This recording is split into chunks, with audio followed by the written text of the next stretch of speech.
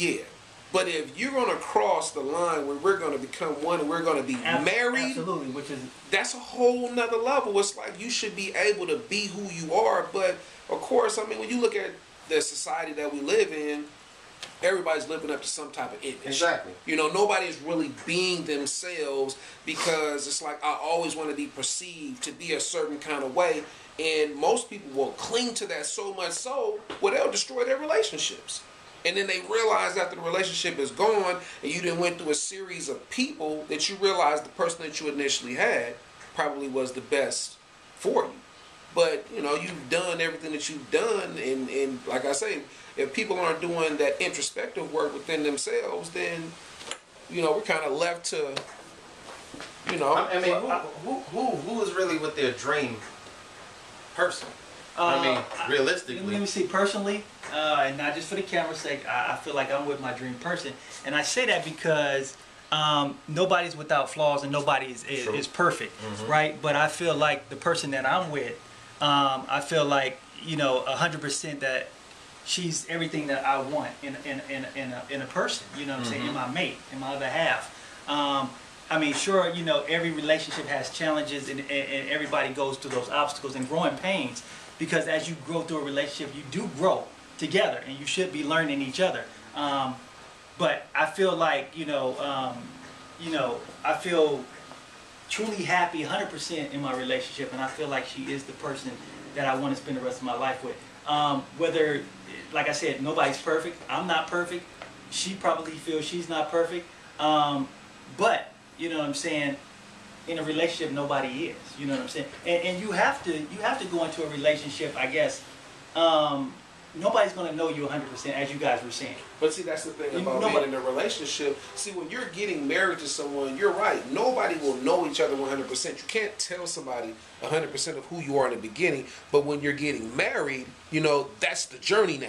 You guys have committed to one another. You guys have said to one another, the journey is us getting to know one another, so that therefore that's where you guys are involved in growing together. And I agree with you, but I think the journey starts actually when you first meet that person. I think there's a second stage.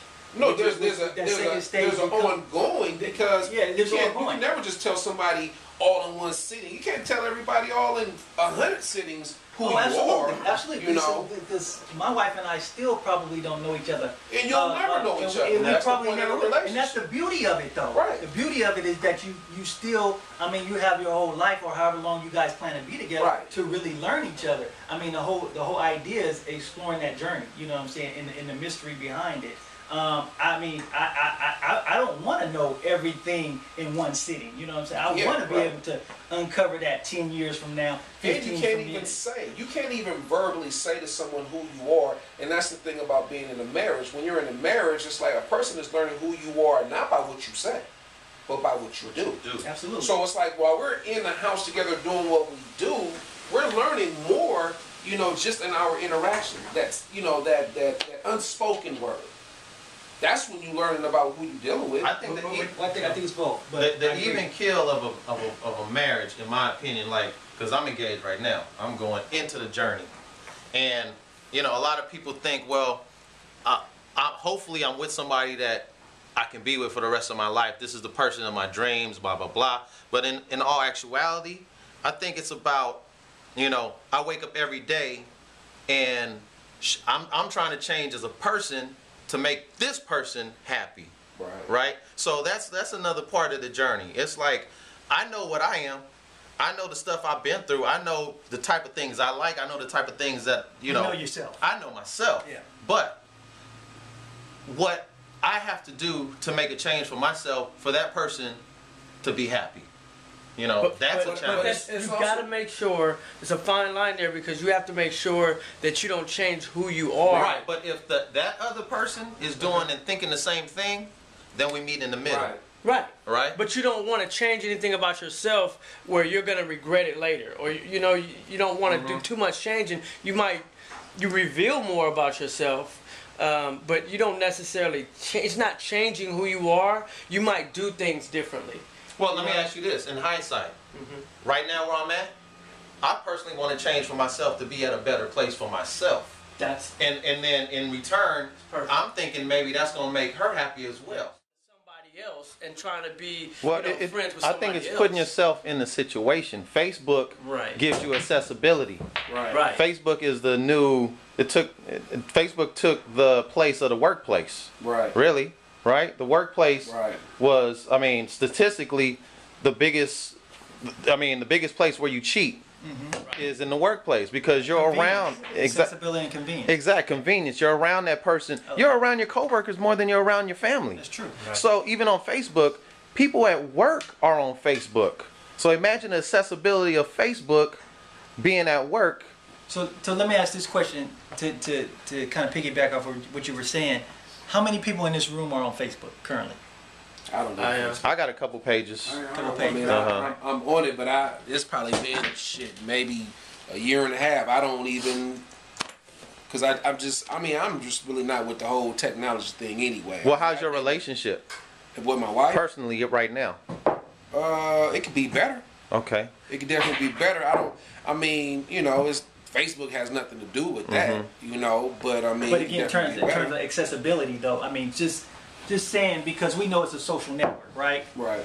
And most people get on it either to network professionally or they get on it to network socially, right? Mm-hmm. So, or they do both, But I'm just saying, your relationship may not be at this point where you want it to be, right? Now you're on Facebook.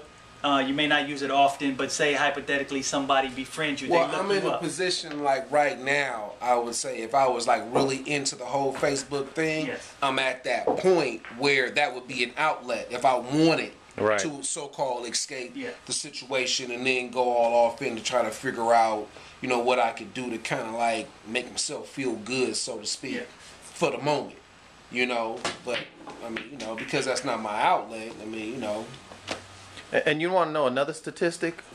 What's that? The first people you look for on Facebook, first five people are ex-girlfriends. Old friends. Mm-hmm. And family. Ooh.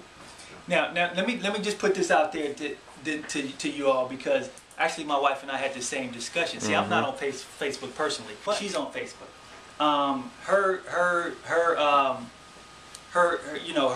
Her reason for being on Facebook is we've discussed that, we talked about that, and I think in your relationship, I think you have to talk about this, whether you both on Facebook or one or the other.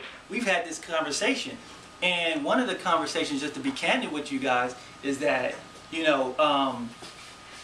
before it even went to any type of level, and I trust my wife, wholeheartely, but we discussed and we said that, okay, if you're going to be on Facebook, I said, we have to be cognizant of what are the possibilities.